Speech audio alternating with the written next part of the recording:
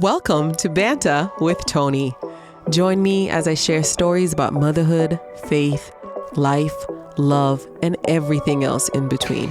I promise we'll also have some fun along the way, and I hope that the time we spend together will end up being some of the highlights of your week. Thank you for coming along. Hello, and welcome to another episode of Banta with Toni. Did you guys miss me? I definitely miss being behind the mic, so I hope in my 3 weeks of unplanned, because let's be honest, I said online that I was going to be gone for like maybe just a week, and then that week turned into 3 weeks, and let me tell you, it's been 3 weeks of just madness. But like I promised myself, if you've been listening to the last few episodes, I said no matter what, I'm still going to show up here. And like the mental Olympics that I've had to get through to even show up to continue to do this has been amazing. But I promised myself I'll keep showing up for myself no matter what is happening in my life, no matter what is going on, because this is important to me. And even when it gets tough, it gets hard. Like I literally contemplated, I was like, should I even come back? Like that's how crazy my life has been. And one of the things I kept thinking about was when the year started, I started the year slow. My New Year's did not start until February, right? And I had to remember, I'm like, why are the reasons why I even did that was because I knew that this was going to be a year that I had a lot going on, all the goals I have to accomplish, but just that idea, like how I ended the year last year, feeling like kind of like overwhelmed, stressed, everything else. I wanted something different for myself. So when all this stuff started happening, all the stuff I had going on, and I think I've said it probably like the last, 5 episodes or so, I'm like, I have a lot going on. But I really do like all the things that I am carrying that I had to just kind of turn into like 2 weeks. And then I didn't really feel like recording and all these things going on. And then you have the self-doubt. I'm just being as transparent as possible. Like, I was like, well, what am I doing this for? Or is it even worth it? And I just know like I was looking at the stats and, trying to figure out, okay, how do I grow? How do I market better? What resources can I put into it? Because this is something that I'm doing for myself. Like I'm kind of like betting on myself in this way. And that's partly like the reason why I even came back to it. One, because I just knew it was not something I could let go. Even though I contemplated, like, I'm like, should I even carry on? I was like, I cannot, because I don't think I will be satisfied with it. Like it's a difference between like I give it my all, which is what I promised myself. Then, okay, when it got tough, then I kind of like retreated or quit. So I knew I wouldn't be happy with that outcome. And then I came back because I want to see it through to the end. I want to give it my all. I want to try. I want to redefine what even success means for me. Like I want to continue to grow. It's not easy. I think I said that in the last episode. I don't know what I was talking about when I say about the process of refinement.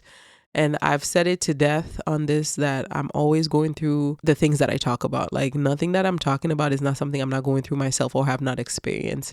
I feel like I really started like doing like internal work on myself when I was about to turn 30. There was something about 30 for me. And this year I'm going to be 37. So I've been 7 years in this process of refining myself, trying to be better than the generations that came before me, trying to make better decisions. And some days are awesome. Some days I'm crushing it. Some days I'm like, girl, who are you? And then other days it's miserable. Other days I don't even know like how I'm going to get from point A to point B. And, it's all part of the process. But, I'm telling myself that when I do have the moments where it's like, it's terrible, it's horrible, I'm trying to learn how to feel what I feel, but do practice like better, like self-talk and practice like reminding myself of all the things that I do have going on and all the things that I have accomplished, because I think I'm one of those people where it's easy for me to forget. And it's crazy, like during these 3 weeks, still in school, and then I got done with a class. I did really well in it. I got the grade that I wanted. I'm on to my next class, and so far I have the grade that I won in that one too, but I was able to like do work, plan ahead, do all this stuff. So there were other things in my life that were moving. And that's how life works sometimes. Like that stuff was moving, but creatively, I just kind of felt stuck. But I think it's because emotionally, I just was spent. And it's crazy, right? Because like creative work, I don't know if anybody will consider this creative work, but to me it is, because I come here, I find stories to talk about. I try to be entertaining. I try to give you guys a topic that I know can be beneficial to your life. So it does take something out of me. And doing that, or sometimes like when I'm not in an emotionally good space, has been difficult. And I guess that's another area of growth that I have to go through. So one was, continuing to show up. Even when I'm looking at the stats are not so great, but I know that it's a reflection of me not really meeting my budget with marketing. And I also picked this year to kind of like lean in with my finances because I want to like master my money well and, be a good steward of that which God has given to me. So like that's one of the goals that I had this year. After I kind of like got into the routine of tithing last year, like the next step is like, okay, making sure that after I tithe, I do well with the remaining 90% that's left. Making sure I, use it properly and use it well to enhance my life, my family's life.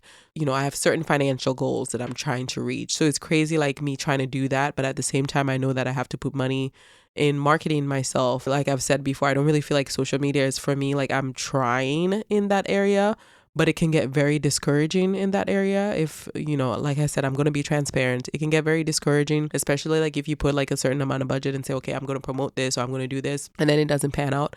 And then I know like right now, even with podcasts, I'm only doing the audio podcast. I know the video podcasts do so much better, but that's going to require more resources out of me. I do have like a camera, like the setup, everything else that it's going to take.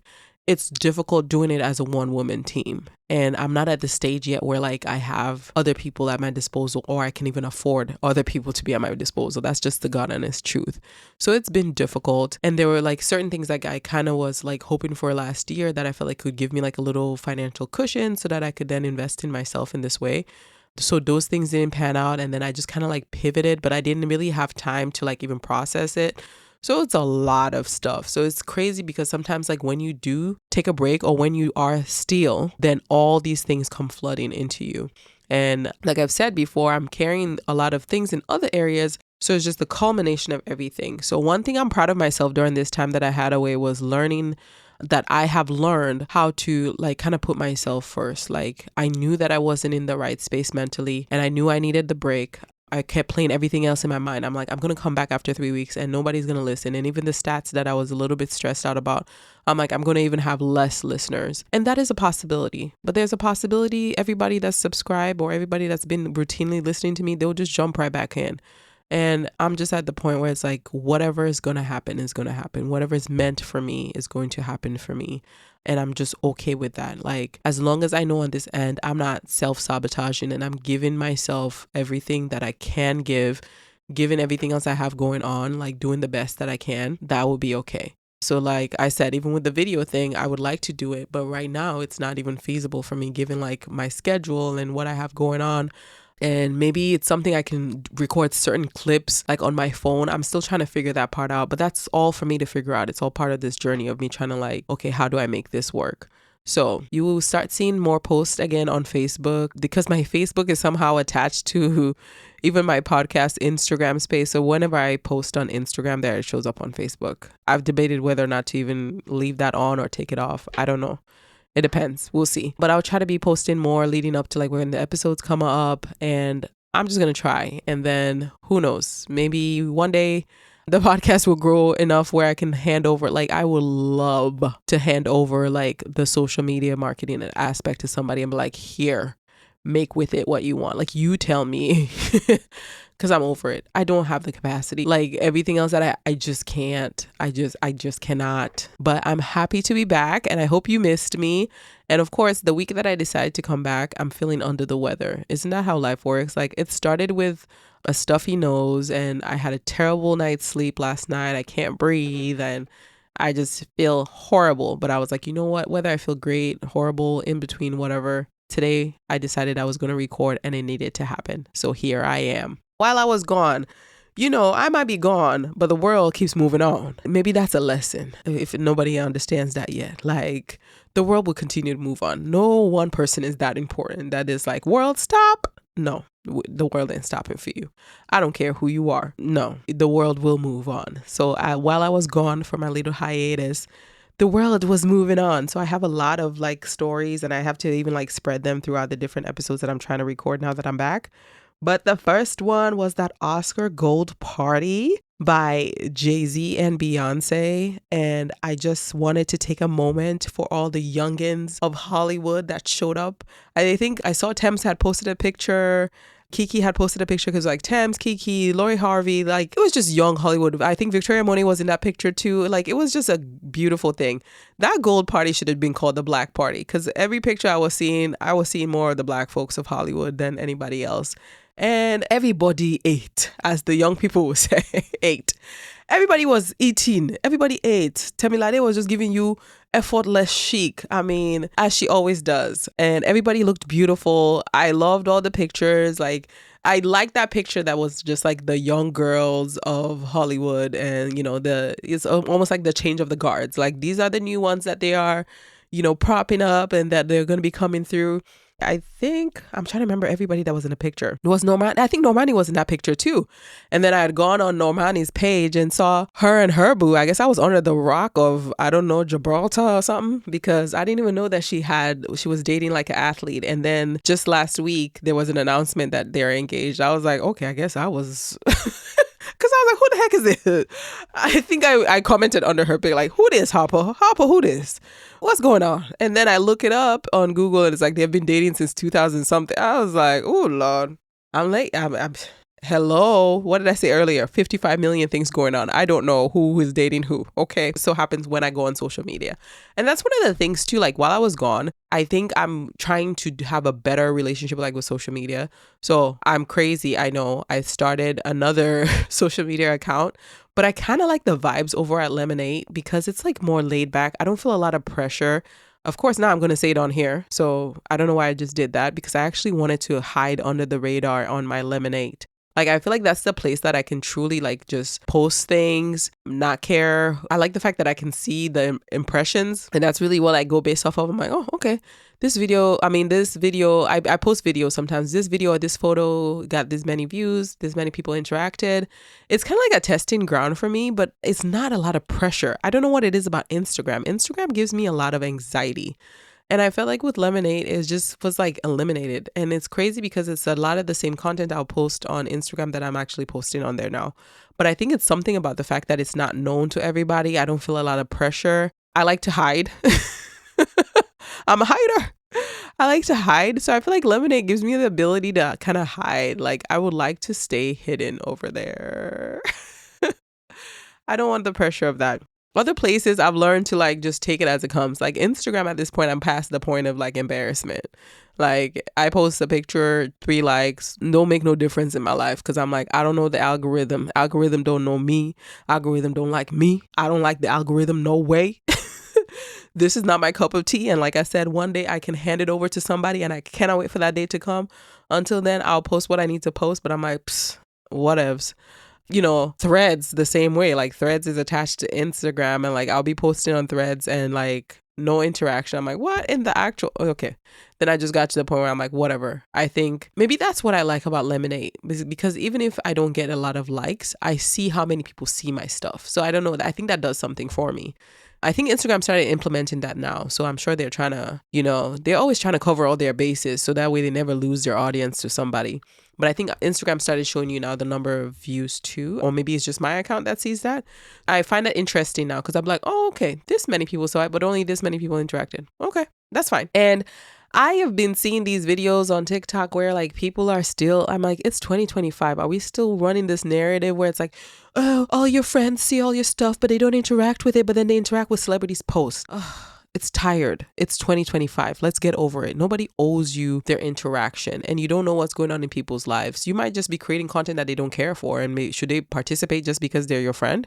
If you do something that they're interested in seeing or something they find interesting, they're going to like it. And if they don't, they don't. And I used to like feel a certain way because I used to be there, but I've evolved from that where I'm like, if you like it, you like it. If you don't like it, you don't like it. And I think, like I said, when you see the impressions, then you're like, okay, I know it's going out to people. So I guess not everybody's connecting with it. And maybe it's just the audience that the post gets showed to. It's not really their zhuzh.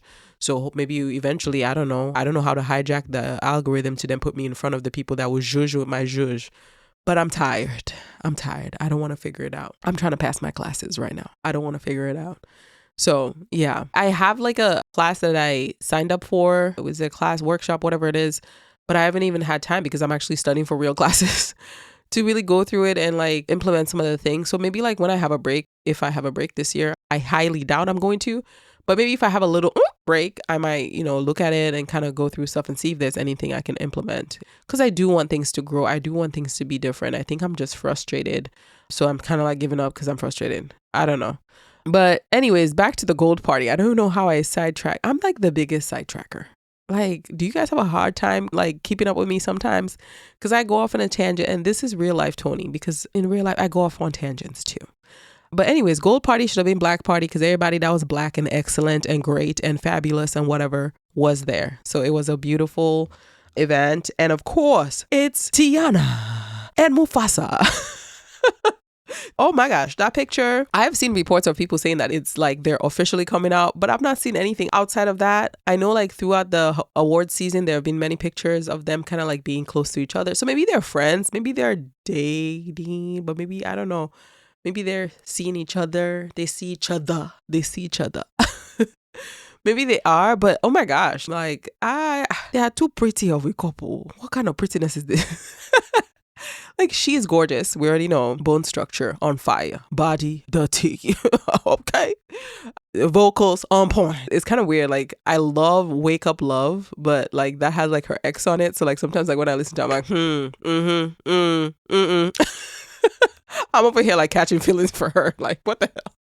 I am like, all of that you were saying over there. Like, oh my gosh, too funny. Anyways, not catch feelings, but catching like, I'm giving him a side eye on the song on her behalf. There we go. That's what I did.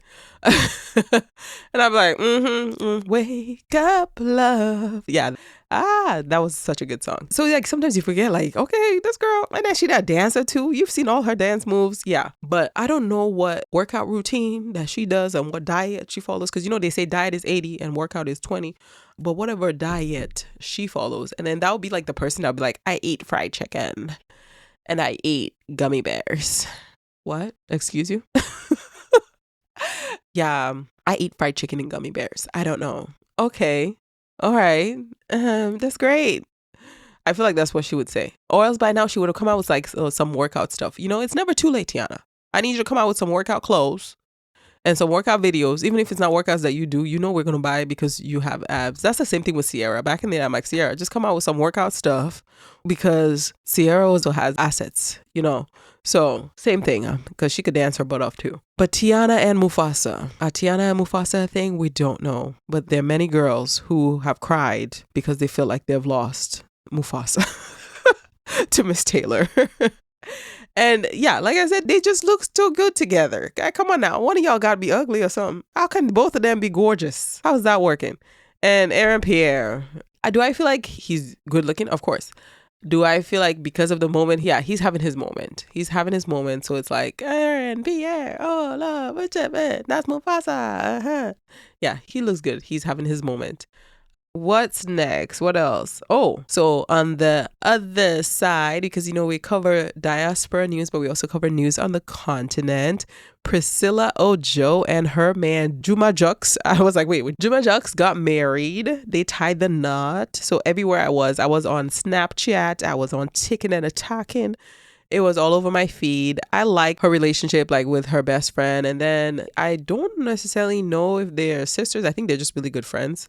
But Chioma Good Hair was there and showed up to the festivities. Yeah, so I liked all the videos. They seem like they have a good time. I liked the fact that they did a lot of things that were like kind of like the traditional way. And it's such an interesting matchup, like Nigeria-Tanzania connection. And, she's Muslim. So like they had like a Muslim ceremony, and I think they had a civil marriage. Like it was a multi-day event. It was an event. Okay, let's just say that. It was an event.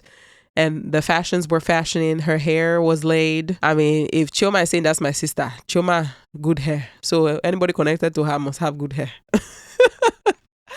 So I loved all the videos that I was seeing. I think they make a cute couple. Like I said, just interesting matchup. I know that I am married to a Nigerian. So I know that there are lots of connections with Nigerians being with non-Nigerians.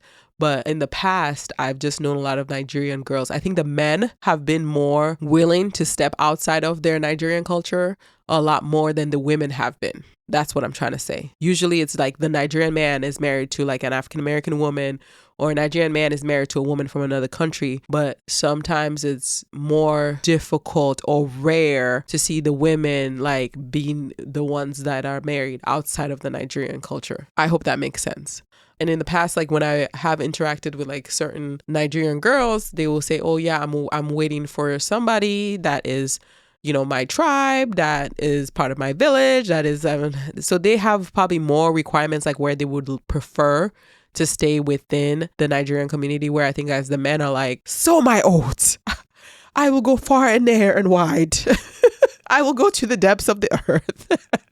And the women are more like, if I could be with a Nigerian man, that's my first choice. I think that's why, that's my opinion, that the men tend to go out more than the women. And I think that's why this was like refreshing, because it's like, oh, okay, like she went off to Tanzania, because I'm sure for every one of her, there's at least 55 million Nigerian men that are married to Tanzanian women or something. So that was interesting to see. And we're going to stay in Tanzania because the next pop culture story is the Trace Awards that happened there in Zanzibar. Zanzibar has been on my list for like the last 3 years or so. I'm like, I want to go to Tanzania. I want to go to Tanzania. I think Uncle Waffles did something. I think when Uncle Waffles came out with that song, Tanzania, I'm like, I must go. I must go there. And when I go there, I must dance to Tanzania. I must be in Tanzania singing Tanzania. There you go. Uncle Waffles, it's you. I blame you. But no, I've seen like the most gorgeous beaches. Like the water is beautiful and pristine. Like it is on my list. And it's one of those things like now as I get older, I appreciate waiting for something and let it come to me so I can experience it in its best form. I don't want to rush anything. And when I get there, I'm experiencing it. No, I want it to come to me and like I get to like take the time off because I don't want to rush. Like I actually want to go and have, you know, a couple weeks off and get to be on the beach and experience all of that. So I'm going to wait for Tanzania because I already have plans for traveling for the end of this year. I already have plans for traveling for next spring. I'm like, I don't know when next I'm going to go to somewhere in Africa. Well, I am going to somewhere in Africa this year and I'm going to somewhere in Africa next year. So maybe later next year, we'll see where life takes me. You never know. Maybe I might go to Tanzania next year, but it is on my list. So all of who is who of Nollywood and the African music industry. So D'banj was hosting it. He was the MC of the night. MMS, you know, by Ashake and Wizkid that actually won an award for the night. Like I was saying, Priscilla Ojo, her man, he's a musician. He's a Tanzanian musician. So he actually won Best Artist. I saw Diamond Platnumz was there. But he wasn't there with, what's her name from the show? He wasn't there with the girl from Young, Rich and African. He had another girl on his side. You know, we just enjoyed that show for what it is. I know when they get on there, that's his boo. Diamond be having different people in different area codes. And that's what she was always saying, like on the show. Like, I'm just like him. So it's not like she's in a corner, like wallowing in tears, like, oh, Diamond went out with somebody. It's like, whatever he's doing, I'm doing it too. So I understand him. When we hook up, we hook up. That works for them. Okay. Nobody's judging. Do you, honey? Do you? So Diamond was there. Fally Ipupa. Fally needs to come out with some new music, or am I just not noticing? Maybe I need to go and search to see if there's anything new from him. Because, you know, sometimes I get so like in my little world of like kind of like the Nigerian music that I'm like, wait. I haven't heard Ghanaian music for a while. Oh, wait. I haven't heard, you know. So I need to go see if there's any new Congolese music for me so I can dance and be winding my waist and all those all of that. Then it was interesting. I saw Omotola there. I was like, wait. When I saw the pictures, I was like, wait, is that Omotola wearing a pink dress? I was like, wait. And then I look close. I'm like, yeah, it is Omotola. Yeah, everybody was there. Everybody was in Zanzibar, apparently. So that is it for pop culture. You know, people were out here enjoying themselves. The Black excellence was everywhere. African excellence was everywhere. Trace Awards, Gold Party, everywhere I turned, people were wearing great dresses. Lizzo came out with that outfit. I mean, gorgeous. I had to do a double take. I said, oh, is that Miss Lizzo? Oh. I'm like, Liz, oh. You killed that, honey. I loved it. It's such a great transformation because I think of, was it last year or the year before when she had that latex dress? And I was like, girl, you represented for us thickums. I need you to not wear that again. And I think at the time, like, she was mad and said something about the people were giving her a hard time because she was of a certain weight. I'm like, I love you, Lizzo, but it's not because you're of a certain weight. It's just because that dress was not it for you. Because I think that was the same year that Divine Joy came out. And I'm like, hello, look at how they're dressing Divine Joy over there. Like, she's, you know, a woman of a heavier substance and she is dressed to the nines. So it's not about weight. It's about the put togetherness. And so they came together this year and they put her together. They put her together. So for me, it's not even about, oh, Lizzo is skinnier. I just feel like the dress was better fit for her.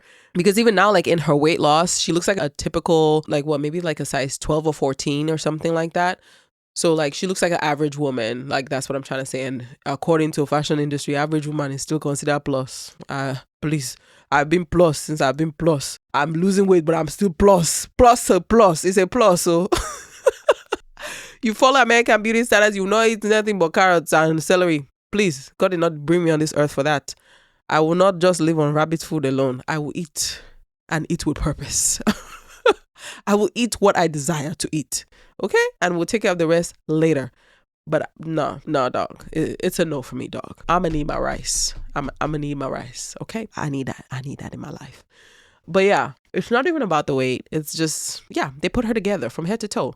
Like, yeah, with Divine, it's the same thing. Like, everything is orchestrated. Like, she be giving you face. They be having her hair on point. By the time they put her in the corset, put her in a dress that's like to her size, that accentuates what she has, like, you have no choice but to be like, dang, Wayman and Micah, like, what's going on? Y'all killing it over there. It's funny, like, Divine Joy was the first time I got introduced to that duo of styling. And then they have dressed so many other people that I'm just like, y'all are just killing it. You know, I have my whole thing, like, where I see somebody on the red carpet, I'm going to go try to figure out who their stylist is. Because I guess that's just the fashion girly in me. Because I'm just like, I want to know whose work this was. Who did the put togethering of the put together? So great job to the team that worked on Lizzo. They did a great job this year. See, night and day, that is what great styling can do for you. And whoever was the stylist from years ago should have told her, this is not the best look for you. And maybe they did tell her that, but she didn't listen. I don't know. I wasn't there. But this year they left nothing. They did it. And then I had seen some stuff about like Cynthia Erivo's dress from the Grammys. Maybe I'll have another episode where I talk about the Grammys fashion, and I'll leave that one for later. I know that came before this one, but this was Oscar time. I could not even tell you anything about the Oscars. Did I watch it? No. And I am usually like the award girl. Like I would sit there and actually watch the award shows, watch the red carpet. I grew up in the time of Joanne, what's her name? The one that died. The one that everybody was Fashion Police. The one that everybody used to love to hate. So I grew up during that time. Like, so for me growing up, it was a big deal to watch the red carpet, to watch the shows. And now at the age of 37, I was like, I think I saw highlights from the Grammys. The night the SAG Awards was going on, I was working, so I saw things here and there. Same thing with the Oscars. I was like, oh, I didn't even know the Oscars were tonight. Shows you where my life is at. So I had to go back later on and like look at the pictures and look at the fashions and see everything. I still love seeing people dress up for the red carpet. I still love seeing how people style people. I still love all aspects of it. Like, I just don't have even the time to like actually sit down and watch the show. Maybe that will change later on. But as of right now, that's where I am at today. Okay. So today's episode, after I've given you guys the pop culture and let you know what was going on in the yard while I was gone, and now I'm going to give you some real stuff that will help you build your rhythm so that you can go out there and conquer the world. I don't know what kind of act. I was trying to be Jamaican, but somehow I stopped at another country. What country do you think it is? Because I think I was aiming for Jamaica, but I don't think I quite made it to Jamaica. So the last few episodes, I've been telling you guys that I'm actually reading 3 books. So it was taking me a while to finish. And then I added another 4th book on top of it. I am a mad woman sometimes. And then the 4th book that I added on top of it, I actually worked hard to finish that book because it was so like mind blowing for me. So I then put the other books to the burner so I could finish the new book that I started. That was the last one I started. Toni, that's just me.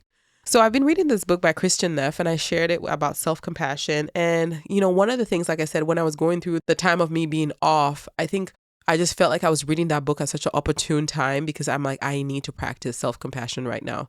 So I know I recommend things and people read it and people might not. So I just wanted to share that today. Like, what does self-compassion mean and what does that look like for us? And of course, I'm basing it off of what I've read so far and how I am interpreting this book. Again, the book is Self-Compassion and the author is Kristen Neff. And, everything that I do is always going to be faith-based. So I'm always going to come back and bring it back to my faith. So I guess it will be like Christian Neff with a twist of Toni. So what is self-compassion? Self-compassion is when you practice being kind to yourself, when you practice seeing your humanity, and when you are mindful. Now, obviously, self-kindness, like if you wouldn't do it to somebody else, you wouldn't do it to yourself. If you wouldn't say that to somebody else, you wouldn't say that to yourself. And a lot of times when we go through life, especially for like some people like me, who might be children of immigrants that had like high expectations on them growing up and all these things, we do tend to be critical of ourselves because it's almost like we need to chop ourselves before somebody else can. Like, I need to know what I am doing wrong before anybody else can even tell me. I'm always like well aware. I'll be like, okay, you suck in this area. You need to do better. Everything that maybe somebody might think, oh, she's not aware. Trust me, I'm aware because I've been raised and I kind of grew up that I'm expected to.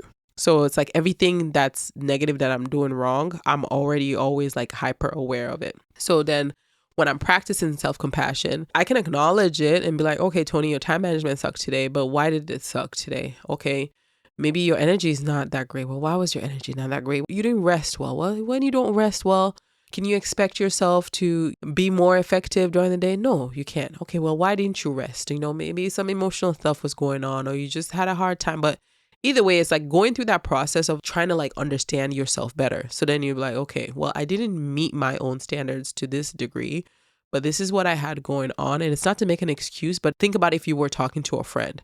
If that was a friend you were talking to, you would do the same thing. Like they'll be like, oh my gosh, I am a horrible person. You'd be like, no, you're not a horrible person. You just forgot this person's birthday. And why did you do that? Because you didn't put it in your phone. And usually you would have put it in your phone. Like it's like having that conversation that you would have with somebody, but having it with yourself. So practicing self-kindness and then finding your humanity. For me, like I ask others to see my humanity and I try to see the humanity in people, but do I do that for myself? So that's a question that you can ask yourself. Do I see my own humanity too? Or do I have this unreasonable standard of superhuman, superpower that I feel like I can exceed and go above and beyond in every single thing, and that's just unrealistic? And what that sets you up for, it's just when it's paired with like your self-criticism, then you don't get to see your own humanity. You don't get to give yourself a break, and you're always like your own worst enemy, really. And being mindful. Now, mindfulness, that's something that's new to me that I had to like start practicing. And really from what I've read so far from the book, it's like being in the moment that you're in. And that is so hard for me because as a mother, I don't know what anybody else's motherhood has been like, but for me as a mother, I have 55 million things going through my head at once. So mindfulness, what it warrants you to is to be in this moment. And I think that's something that I don't know, I've never practiced, but like now that I'm trying to be more aware of it, I'm like, oh my gosh, like this is really bad. And last year, like I took a test, which then helped me find out that I have ADHD. So like once I figured that part out, I was like, okay, all right, let me take a breath in here because everything else in my life now makes sense. And it was crazy because it was Mel Robbins, her podcast. She's really the one that kind of got me to think about it for myself. And then I was like, you know what, let me just do the evaluation. And then when I did, I think the person was like, you check like 9 boxes or something. I was like, oh Lord. But now I'm trying to remember the evaluation. And it was like, you have more of this one than this one. She gave me like 2 kinds. And she's like, you're more this one than this one. But it's not the typical one that I would have thought that I had. So anyways, her podcast got me to thinking about it. So with the ADHD brain, sometimes I'm sitting there and I'm like, okay, if I want to be mindful in this moment, I'm sitting. How does my back feel to the chair? What do I notice around me? What smells do I have? And then I'll be like, what smells do I have? Oh my gosh, what do I need to make for dinner? Have I even bought the groceries yet? Oh, do we even have enough food? Do the kids have enough food for lunch? Have I done this and have I done that? Like, that's how my brain works. So now that I'm trying to practice mindfulness, it's literally been like, okay, take that and put it over here. I will come back to that later. Take this, put it over there. Back to my feet. Now my feet are touching the ground. The grass is good. Did my husband cut the grass? I don't know and I don't care. Throw it over there. So it's a lot of work, but I think like once I decided, okay, I want to be more mindful because then it's going to help me to just be more present in the now, what I have going on, like not have anxiety about the future, not be depressed about the past, but just be like where I am. And some days are great And other days are a complete failure. And that's why we like to thank the Lord for a new day. Because when that clock rolls over and I wake up the next morning, I'm like, everything that happened in the day before, let's just throw it in the bin and just start over again. So mindfulness, practice it. It's really good. And so then why do we need to have self-compassion? Self-compassion doesn't mean that you indulge yourself. It doesn't mean you have pity. It doesn't mean you make excuses for yourself. And so to just tie in the word of God to everything, I want to draw your attention to Matthew 22:39. And it says, love your neighbor as yourself, right? And so we're called to love others, but we must first extend that same love to ourselves. So like everything I've been saying before, if you think of a good friend that you have, how would you show up for her? That's exactly how I need you to show up for yourself. And I think people that pick the profession that I picked to be a nurse, that concept can be difficult for us. And I think I see the effects of it in other nurses. I can tell when they don't practice self-compassion because you're giving it to your patients. Sometimes you give it to your coworkers, but I can tell when you don't practice it for yourself because, yeah, that which you would extend to others, you are like almost falling apart. You are not doing so great, but you don't know how to just step back, take some time away. You know, sometimes you can tell like when the person gets more snippy. I have even been there, where I'm like, okay, I might be having too much. Let me pump my brakes now because that's telling me that I need to go within. I just wish for more healthcare workers to practice self-compassion. I think a lot of us need it in this field. So remember, you love your neighbors as you love yourself. So you have to love yourself first. But if you don't do that for yourself, then how can you extend that to other people? You can't. Then how do you see the good in others? You have to first see it in you. So 3 components of self-compassion, right? Self-kindness versus self-judgment. So we've already talked about that. Instead of you being judgmental, you are kind to yourself. So you just have better self-talk. Sometimes when life gets the best of me, I'll be in there with a bloop, bloop, bloop, bloop, blah, blah, blah, bloop, bloop. I'm not gonna lie. You know what I'm getting at. But then like when I have my chance to like calm down and just kind of like relax, I'll be like, man, okay, so you're feeling a lot. I've been doing that a lot more lately. I'm like, you're clearly feeling a lot. You have a lot going on with you. And, you know, you're dealing with this and you're dealing with that and it's warranted. But when you imagine the woman you want to be, when you imagine the leader you want to be, when you imagine the coworker you want to be, does that live up to that? And a lot of times I'm going to go back and I'm going to be like, no. And so then that tells me that even though it's tough, it's rough, it's whatever, I have to do better. So come back, reevaluate things, be kind to yourself. So you can say, okay, man, I had a rough day or I didn't display the best behavior, but it's like almost like you're digging deep with yourself. So you will come back and just be like, okay, well, why was that?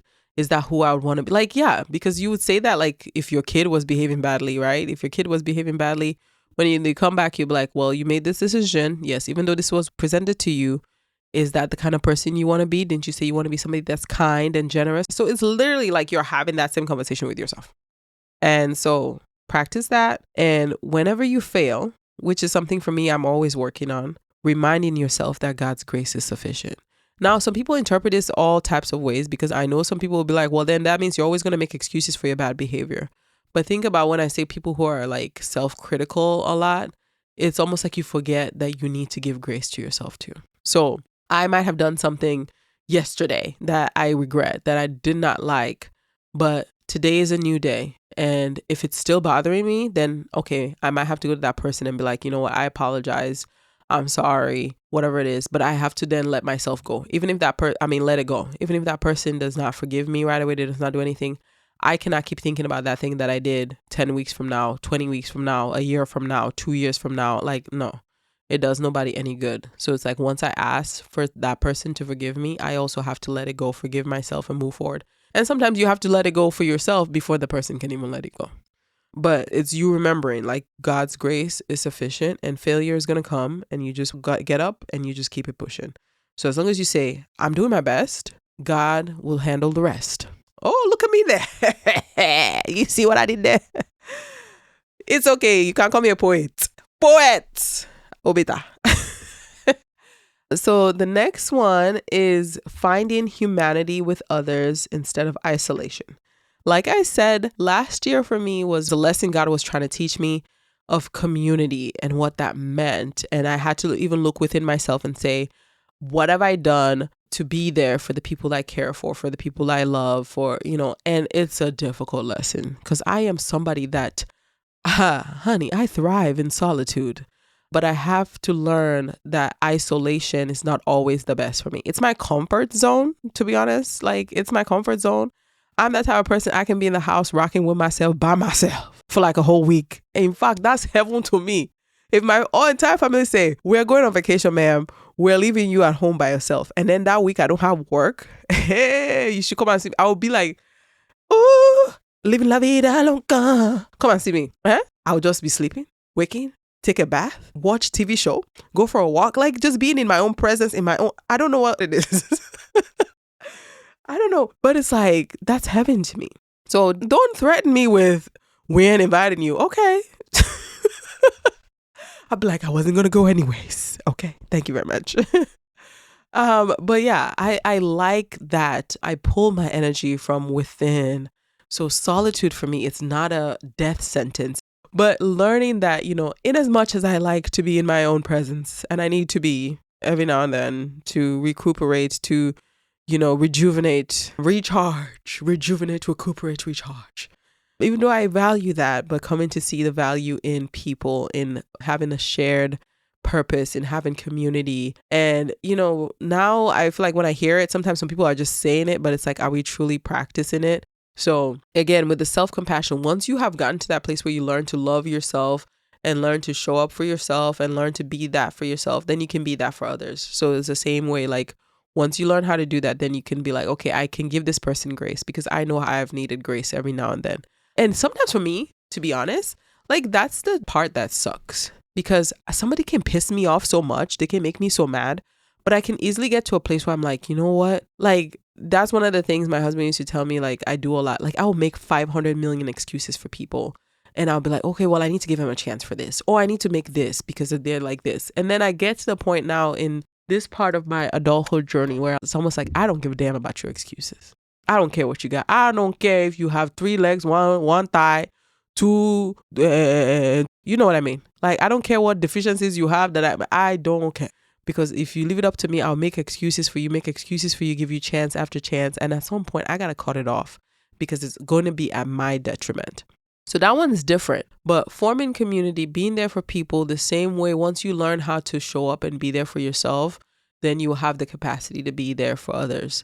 You try to show up for people. And when you can't, you let people know, okay, I'm thinking about you. Oh, I didn't, I did this. I didn't meet up to it. But just letting you know, I thought of you. This is what I'm doing. Surprising people. Like, find different ways so that people know how much you care for them and how much you value the connection that you have.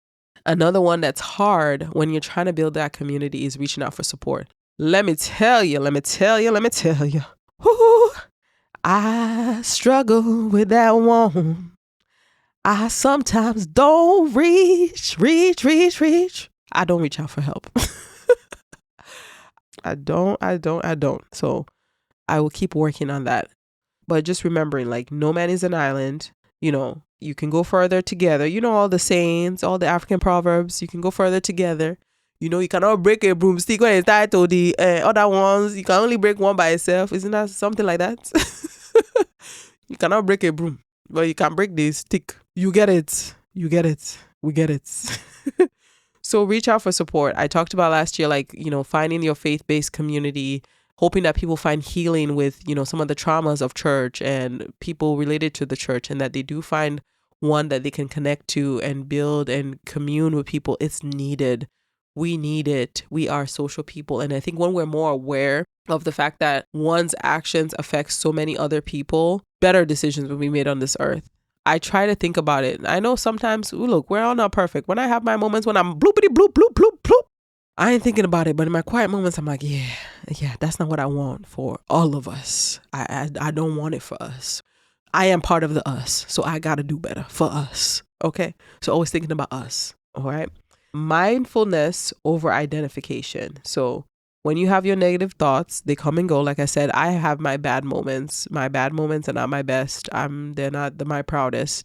But I've gotten to the point where it's like, I don't let it define me. Like I said, you start over the next day. You get a push in. You get a redo. That's what a new day is. Like, if more of us just practice that, right? Sometimes you can tell the people that have been carrying something for years and years, and you're like, if you just realize like every day was a new day, it was a new start for you to let that thing go. And, if you have watched any preachings or sermons about forgiveness, people always tell you do it for yourself and not the other people, because most of the time somebody does not even know you're carrying this stuff around. So you're really doing it for you, like free yourself. And then, when you take it one step closer, nobody's saying be stupid. Einstein said doing the same thing over and over, expecting different results is what? Insanity. So it's insanity for you to expect something different, but you have to forgive somebody, forgive the situation, show compassion, let it go for you so that when you wake up every day, it can be a new day. So it's the same thing with forgiveness. Like you can't be grumbling about the same stuff that you grumbled about last year and the year before that and the year. No, nobody cares. Nobody wants to listen. Nobody has the capacity. No, it's just a no. So we got to let it go. Another one. Let me tell you, but you stop paying me. It's just a no. You have to let it go. Hey, somebody will even make a song out of it.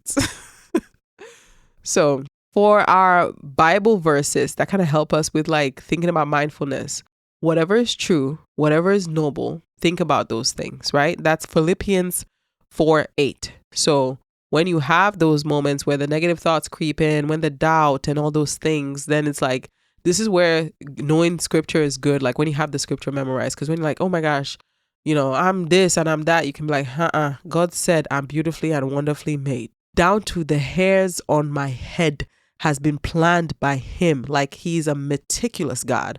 So even though I feel a certain way right now, his word tells me otherwise. So then I have to go by his word, because has he ever failed me? No. All right. So it's like, you got to constantly have that, because are those thoughts going to come? Yes. Is the self-doubt going to come? Is the criticism going to come? Self-criticism going to come? Yes, they are. But it's like having that reservoir in your head of how you counter it. So when, I'm not good enough, or I'm not smart enough, I can't do this. What does the word of God say? Okay. He said I should be the head and not the tail. So that which I'm pursuing right now, even though it's hard and it's difficult, I'm having a rough time, I will make it, because he said I am going to make it. I can conquer. I am more than able through him. So as long as I'm still connected to him, like that's where it's like you got to preach to yourself. So if you don't have the Bible verses yet, keep reading. So the next part, overcoming the barriers to self-compassion. So the things that stop us from having compassion for ourselves. One of the barriers to self-compassion is a fear of laziness. So you're afraid to be self-compassionate because you're afraid that it's going to cultivate laziness in you. Some believe that if you have self-compassion, then it's going to make you be complacent, then it's going to make you, no. You can still have the fire under your belly, but it's just practicing positive self-talk so you can have positive results. Because what you find is that the research has shown that with negative self-talk, you have a lot more to overcome. And a lot of times then you don't get to accomplish the goals when you compare it to people who practice self-compassion. So you're not doing it for you to be complacent. You're doing it so that you can have what you need, the fortitude to reach your goals, to reach that which you're trying to achieve. So just remember, in the Bible, it says in Proverbs 24:16, though the righteous fall 7 times, they rise again. And that rise again, like even for me over this 3 weeks, like I said, I even at some point contemplated, I'm like, should I come back and continue my podcast?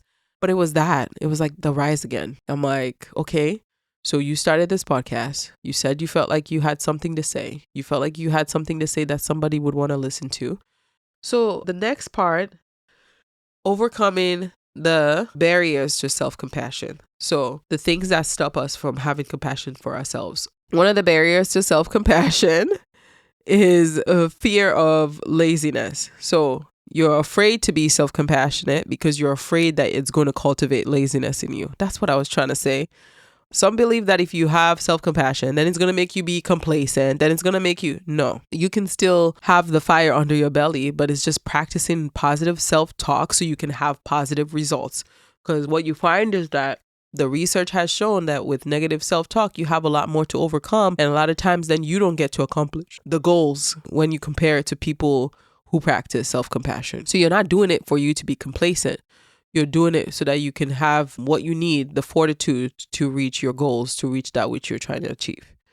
So just remember, in the Bible, it says in Proverbs 24:16, though the righteous fall 7 times, they rise again. And that rise again, like even for me over this 3 weeks, like I said, I even at some point contemplated, I'm like, should I come back and continue my podcast? But it was like the rise again. Like, I'm like, okay, so you started this podcast. You said you felt like you had something to say. You felt like you had something to say that somebody would want to listen to. Now you have an audience. Yes, your audience is not the size that you want it to be yet, but then that just tells you that the sky is the limit. So what exactly is the problem? Yes, you're going to have missteps. Yes, you're going to fail. Yes, you're not going to meet whatever ideas that you might have or matrix that you want to meet. But do you feel like you're doing purposeful work? If you stepped away from it, is it something that you feel like you accomplished and you did it well? And I couldn't say that. So then I had to bring my butt right back. It was plain and simple. So that's the train of thought I had to go through. So, we're going to fall, we're going to fail, but we shall rise again. And that's just what we do. And time again, I've seen that practiced by so many people in my life that I don't know what makes me think sometimes that I'm not going to fall and I'm not going to have what I need to get back up. I might be down for a little bit. You might hurt yourself, sprain an ankle, break a leg, but anything that's broken can get healed and you'll get back up again. So you do deserve to give yourself self-compassion. It doesn't mean you're lazy. It doesn't mean you're making excuses, but it's you meeting yourself where you are with love so that you can get back to your mended self so you can keep going. Another barrier sometimes to you practicing self-compassion is healing from guilt and shame. So the other day I'm at work minding my business and then somebody went to like Threads and looked at a comment, I guess, that I made like how many months ago now, but then had a response. And when I looked at the original post, the person who posted it, I actually deleted the original post. The original post this individual posted, I was just scrolling through Threads and then I saw this post where it was like, oh, a girl who dresses promiscuously and then is talking about God on their social media, on their timeline, okay, or like pretty much saying that somebody who dresses promiscuously, but they're talking about God at the same time, like that's crazy work or whatever. And this individual was a pastor. So I was just like, I had time that day. So then I kind of went on a back and forth with him because what I was trying to get him to see was you cannot judge somebody by that. You don't know what part of their walk they're in. Like everybody's in different parts of their walk. If I was a woman and I was a pastor for a church for how many years, I cannot show up like in a bikini. But if this person just got to know Jesus and they're starting on their journey, yeah, they might be dressed like that. You should have less focus on how that person is dressed and look at their heart. And what I was trying to get him to see is you might not know what that person had to overcome to even get to the point where they're even now like pursuing a relationship with God, trying to have a relationship with Jesus. But here you come creating a barrier that can stop their salvation. And the whole point of us saying that we are Christians, of us saying that we practice this thing, is for us to win souls over to Jesus. So please explain to me how you judging somebody because of how they're dressed when you might not know their full story or who they are, how that is going to help with what God has commissioned us to do. That was it. Sometimes do I talk a lot? Yes. Sometimes do I make a lot of points to get to where I'm getting to? But that is the essence of what I was trying to say. So this individual then comes through and said, because I think somehow through there, I was trying to get him to see like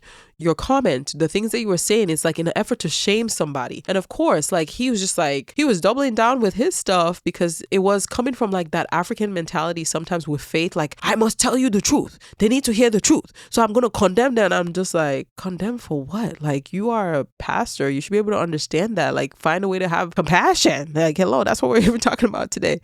But I'm like, when you started on your faith, were you all perfect and everything else? So what would make you think like it's just a place of judgment? Like when I read that thing, it just was like, I'm like, this line of thinking has got to go. And it's crazy because it is directed at a person. Sometimes our archaic ways of thinking when it comes to faith, that's really what it was. But is he a vessel that was used? Yes, he was. But it's even bigger than him. It's like, let's let go of some of these things that are a barrier to us truly being impactful. Yes, this person might be dressed a certain way, but that's what growth in faith means. Like, I can see if they're dressed this way, and then you come back 2 years later, and 3 years later in their faith, they're still dressing that way. But you don't know what they're going to be like a month from now, 2 months from now, 3 months from now. Why are you worried about that? And then I was trying to get him to see you yourself that's over there judging. I'm sure you have sins within you, because then I think he mentioned something about, oh, he preaches to somebody who has OnlyFans, and I'm like, Pastor Holyfans. Somebody could look at you and judge you for that. Like, why the heck are you talking to OnlyFans? How did you meet her, huh? That you're talking to Mrs. OnlyFans. Like, it's just crazy to me that, he could not see the point that I was trying to make there, because it's like, I must be harsh. God's word is not whatever, it's condemning, da da da da. So then this person, like 6 months later, mind you, I had this conversation on Threads like 10 months ago. At least that's what it feels like to me, because I've had so many things happen from that. Nobody's even thinking about that. So now they went through and dug up some stuff, and then they came and they said, oh, he did not shame you. It's your Western ways of feminist thinking. And I said, after I got off work, I said, I have time for you today. And I'm just like, shame. Let's handle that word right now and here. Okay. For me personally, the only way I'll be ever ashamed of something, like I said, is when I come back within myself and I have a conversation with myself that I say, the highest version of me that I wanted to be, did I live up to that? Do you see what I'm trying to say? Shame can only come from within myself. I am not going to be shamed by somebody outside of me. That's not possible. And that's what I told this individual, because I'm like, first of all, you're misinterpreting so many things. I was talking about him shaming the woman in the original post, not shaming me, because he then tried to get all personal with it and was like, well, it sounds like you've been hurt by people from the church. No, that's always the easy. Can we just not be taking the easy way out? Like, that's the excuse we're going to have. No, I just feel like you're a man of God. Based off of what you said online, you're posing yourself as a pastor. So I'm holding the fire to your feet because I want you to do better. Because if this is how you're condemning the people that you are leading, think about how many souls that you could potentially be turning off to God and what it means, because you are coming from this place of like condemnation 24/7, and you think the Bible has to be, practicing Christianity has to be such a harsh thing. When the word of God that we study tells us to operate in love, it's always about love. Yes. Do we meet it all the time? No. Are we perfect all the time? No. But those are the same people that will be, oh, in the Old Testament, God was this. And what did he just say? Love your neighbor as you love yourself. He preached love a lot. So let's stop with the nonsense, because when we want to continue to be evil, when we want to continue to be mean-spirited, we clothe it under religion and use that as a tool to exercise our meanness and vile things, and then say that it's of God. No, it's not, because the Bible that I study, I don't know about the one you studying, tells you to always operate from a place of love. Is it easy? No. Sometimes do I want to smack somebody over their head? Yes. Sometimes do I feel like giving you a second, third, fourth, fifth chance? No. So that was just crazy to me. So anyways, back to this person, like shame. I'm like, first of all, for me to be shamed by somebody else means that I have now taken my power and given it to that person. And baby, if you have lived the life that I have lived, that will never happen. Me, as in Antonia Obeda, will never give somebody outside of me power to then decide that, oh, I'm shaming you. You are shaming your mother. It's not me you're shaming, no. You are shaming your mother. Not to me, the shame. Not to me, oh. Hey, if you want, do whatever you want to do. Walk up and down the way. I go talk this. I go, now you, mama. Now you the shame. Not to me, oh. Yeah, that was a very African thing to say. You're shaming your mother. No, but for real, I'm like, please, I'm going to come online and based on what somebody said, I'm ashamed. No, why even stop talking on the thing? Because I realized I'd been going back and forth and I'm like, he's not even getting it. So I felt like I had already said everything that I needed to say. And that's why I went back. I was like, I said what I said. And I meant it. But just so you know, he cannot shame me. And then this idea of feminism, it's getting old. Like, I do consider myself a feminist. Do I always align with the Western idea of feminism? No, because I feel like at some point in time, it never made concessions for people that look like me. Is it getting better? That's their own. They can figure it out. But do I like certain parts of my tradition of Africanness? Yes. So I'm just a multifaceted individual, which is what a lot of us should be. So there are things about being a traditional wife and daughter and mother and all these things that I like. But then there are things that I always try to strive to break whatever mold, whatever expect. The worst thing you could do for me is expect something out of me because I'm going to probably come through and wipe it all out and give you something totally different. I don't like it. So that's just me. I'm not here to explain myself to nobody. But I saw something in that young man and how he had communicated about that young girl. And I just wanted to say, you cannot come online and be saying you're going to shame somebody because they're dressed a certain way, but then they're talking about God. You don't know that person's full story and you're not given grace. And you are the person that's a representation of faith for that individual, most likely. So you cannot operate from that place. That's what I said. And I meant what I said. However it's take to interpret, oh, she's arguing with somebody on, I do not give a dang. You can have a feeling about it. I'm looking for something to give, but I ain't got nothing to give because I've already said what I said. So This idea of shame, like, I hope more people will free themselves from it. I feel like it's something that as I'm looking at myself within, there might be something that I'm like, okay, I didn't live up to that. But even as you're practicing self-compassion, you're not supposed to even stay there. So it's like, I did something wrong. I ask God to forgive me and I forgive myself and I move on. But I'm not going to sit here wallowing in shame. That is never my story and that will never be my story. So if I retreat from something, it's not because you have embarrassed me. I've been through so much in life that for me to be embarrassed because somebody on, please. No, absolutely not. I think I'm going to leave it there. I just think we just need to do better and we have to continue to work on our self-compassion, because when we do exercise that, it shows up in all aspects of our lives. So like with this Threads pastor and his little comment, I feel like maybe if you practice more self-compassion, because sometimes hurting people hurt others. So this is probably some way that he has been indoctrinated with faith, that the person who brought faith to him did it in such a harsh way that then now he believes that the only way for you to be a pious Christian is for me to be harsh. Dude, you're just passing on trauma. Like, what does that have to do with faith? What does that have to do with the word of God? Like, the two are not together. Where does it say, I must condemn people and God was a very stern Let's stop.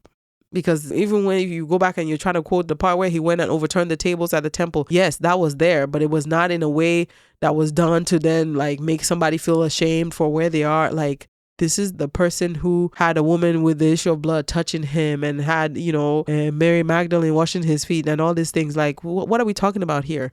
He never will put somebody on a high status and somebody on a lower status and say, you're not good enough to be in my presence. In fact, the Bible we follow, what it preaches is that those are exactly the people that he's coming from. So it always blows my mind how the church leaves a whole group of people out when those are the people you should be going after. Yes, you can come after me that's been in church and I've been raised in it or whatever. But the person that's on the side of the road that has gone through so much that they don't have faith because, in their childhood, somebody had abused them and that person used faith to continue to abuse them and whatever. And now there's a barrier there between them having salvation and having a relationship with God because another human being interrupted that and caused that for them. I will go after that person 10 million times than somebody who has been in the church for 55 years because that's what God is telling me. Like, he came here to redeem people, to bring them to his place of love and peace and help them to heal from things. Like, those are the people he's going after. But sometimes it seems like the church, those are the very people we form all these things to keep them out, to make them feel like you don't belong. And they are the ones who do belong. All the preaching and everything you're doing it for, yes, you're helping your congregation, you're helping them live better lives, but it's for you to get people who are not part of the faith to come into the faith. That's the ultimate goal. So if you ever, those people over there, well, you need to go to those people. You have to find a way to relate with them. I'm not asking you to go to the club and be drinking with somebody, but I need you to be able to talk to somebody that owns a club that drinks without you judging them. Thank you. Anyways, what do I always do at this point? I always do a song and book. Let's get into it. So, my song of the week, I have been off, but the music has not stopped. The music is continuing. Okay, so I have a playlist called The Alchemist on Spotify. If you want to check it out, that's where I have all my, just a little mix, this little mixy mix with all my worldly music. Actually, I think I have Lecrae on that playlist. So, I have a few these things in there. Right now, I'm really, really, really liking the Charlie Poppy Laho song. Hey,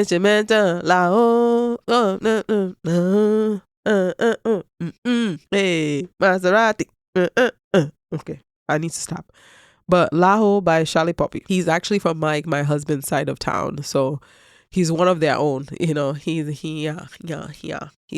of their people. So Charlie Poppy Laho, that's my song of the week, and my other one, my gospel song to rejuvenate you and refresh you and bring you to a place. This one is an oldie but a goodie. I played it the other time from my kids. It's just a very good worship song. And I think I remember like my parents playing this on like the stereo, like when I was like maybe like 10 or 11 or something like that. But it's by Maranatha Music. I'm sure they're from up north because I feel like we had like Maranatha something in Minnesota. And it's Change My Heart, Oh God. It's very simple, but it's such a beautiful, beautiful worship song. And it's just like, change my heart, oh God, make it ever true. May I be like you. That's it. That's really it. And they're repeating it over and over, but it's such a beautiful, beautiful worship song. So that's my Christian song of the week is Change My Heart, Oh God by Maranatha Music. I need somebody black to sing this song. Yes. Oh my gosh. I need a powerhouse voice, like a Tasha Cobbs, like Jacqueline or Tamala Mann. Yeah. I need one of them to sing this song and like put a little spice on it. Put a little spice. Come on, do it for me. But anyways, that is that. I am still reading Secret Lives of Baba Shay's Wife. Like I said, I started a 4th book and I spent my time trying to finish that book because it was so engaging. So I'm done with that. So now I'm back to my regular programming, because you're going to be like, man, you've been reading these books for like 500 years. I also have work. I have school. I have a family. I listen to my audiobooks on my way to work. Okay. When I'm going on a longer drive, outside of that, I have other things. Okay. So still reading Secret Lives of Baba Shay's Wife. I think I'm almost done with that one. And Self-Compassion by Christian Neff, based off of what I read so far. That's what this episode was based off of. So I am almost done with those 2. And hopefully by the next episode, we'll have new book recommendations. I hope you guys have a wonderful, wonderful, lovely week. I know it was a break, but I hope you missed me, and I hope we can just pick right back off from where I left off. Until next time, have a wonderful, wonderful day and have a great week ahead. All right now, bye-bye. You just finished an episode of Banta with Toni. Did you like it? I hope you had a great time and that you have some takeaways from this episode. But before you go, I want to ask you one thing. And that is to share this episode or this entire podcast with a friend, family member, or acquaintance. Because remember, when you have something good, you need to talk about it. You need to share it and you need to shout it from the rooftops. So go on and let people know in your life that you have this wonderful podcast that you would like to share with them. I appreciate you. I appreciate your time, your support, and everything else in between. And remember, if you do it, I have to talk about it. Have a great week.